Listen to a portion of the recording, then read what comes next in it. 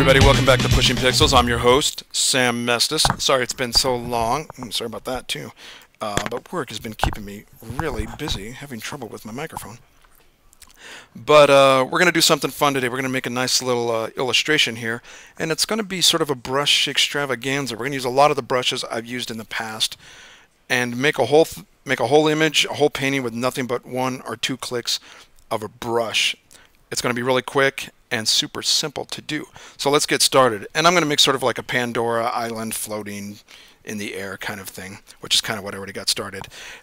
Speaking of that, I have a 1920 by 1080 image going at 72 DPI, and like usual, that's just for presentation sake. And I've already made one island with a set of brushes called Magic Island. Now, I will include a list of all the brushes I'm using in this lesson at the very end, so you can take a screen capture or write them down, and they are all downloadable from brusheasy.com. Now I know what you're thinking, I don't want to download a lot of brushes. Just download them. You'll find a use for them. I find a use for all the brushes I download, and they save me a ton of time. Anyway, so let's get started. I have this layer named Island, and I'm going to hold down my control key and click the new layer button, and I will get a new layer below that, and I'm going to call that Island 2, because I'm going to put another island just to the right of this one in black, and I want to keep it below the top of this one. A little bit smaller, right there is good. Also, with this set of brushes that have this island, it comes with a bunch of trees, and I am just going to pick a creepy tree and put that on there. And then on the main island layer, I will also put a tree. I'll just pick a weird looking tree. This one looks like it might work. That's my phone. And there is that one. Not too bad. Now below the second island, we are going to need to set the background, and that's going to be sort of trees and mountains kind of floating in the mist a bit. So right below Island 2, again, Command, click the new layer.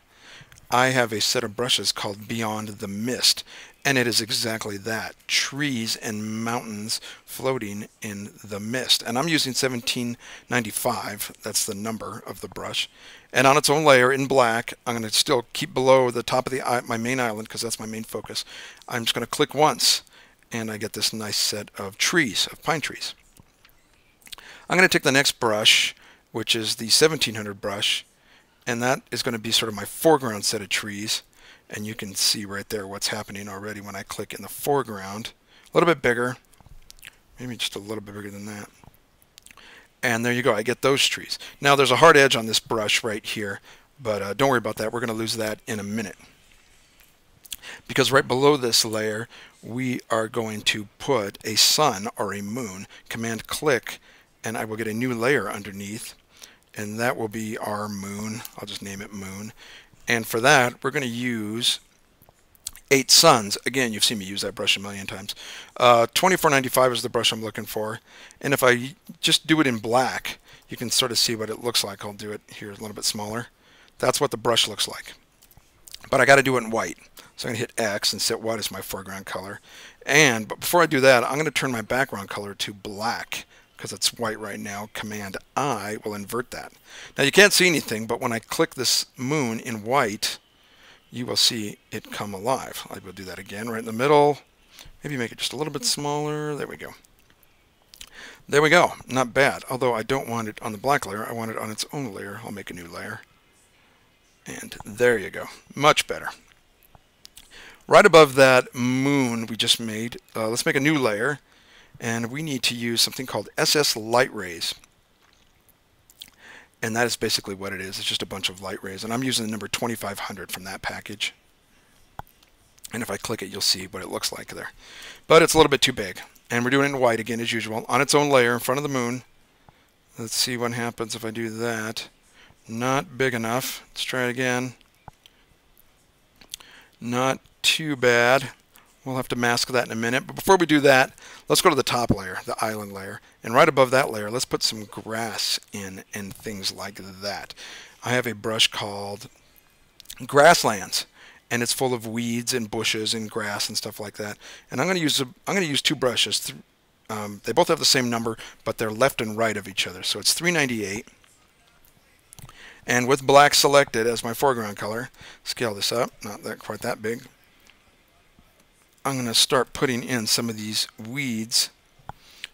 And I know you can see the bottom of the brush, but we'll fix that in a minute. And we'll do that one right. And we'll just get some more out there. There we go. So you can see these weeds. And what else do we have? We have these sort of bushes, 259. Let's just blow these up here like that. And I believe we have some sort of cottontails. There we go. Let's try that. Now I know you could see the bottoms of these, and let's fix that right now. We're going to put a mask on the sun and the rays, and we're going to do the exact same gradient on both of them. So on the rays, on the mask, use gradient, black to white, and we'll start at the bottom and work our way up. And that'll start to get rid of that. And the same thing with the sun. I want to take some of the bottom of the sun out. There you go. And now you can see all these brushes and all these bushes and whatnot, and it's looking a whole lot better. On that raised layer, I'm also going to use a sort of, right above that raised layer actually, we'll do a new layer. I'm going to use a specialty light raise brush. I don't remember what it's called, or it's an 8 Suns brush. Is it? I don't remember. Let's see what it is. Was it this guy? No, it wasn't that. We'll come back to that. Let me ditch that layer real quick.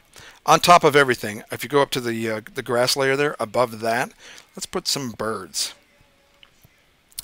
Birds layer, and I have some birds brushes called Birds of a Feather, and it is exactly that. It is just tons and tons of birds. And I'm just going to grab any one with black as my foreground color and paint in some birds.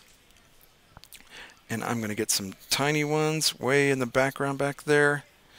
And then I'm going to grab some other small ones. Maybe right here there's some birds. And that looks pretty good. The last thing we really have to do is color this whole image. And we're going to do it with a hue and saturation layer. And I've already got one set up here. And if I just turn it on, this thing really sort of starts to come to life now and take on a life of its own. Not too bad. On that made island there, I'm going to put a mask on that. And again with a gradient, and this time we're going to go black to white to black, because I want the light to sort of wrap around that island a bit. And on that mask layer, I'm going to go almost full screen right to left, or left to right. And you can see it sort of softens the edges of that island and lets the light come through on both sides. And that kind of makes it, give it some volume and make it feel like the light's wrapping all the way around the whole island. And that is pretty much it, everybody. A bunch of brushes and a few clicks. That took maybe 4 or 5 minutes at that. And I got a nice little painting. And you could go a million different ways with this painting. All right, everybody, don't forget at the end here, I'm going to put all the names of the brushes up and where you can get them. Hey, I appreciate everybody tuning in, and come back soon. Talk to you later.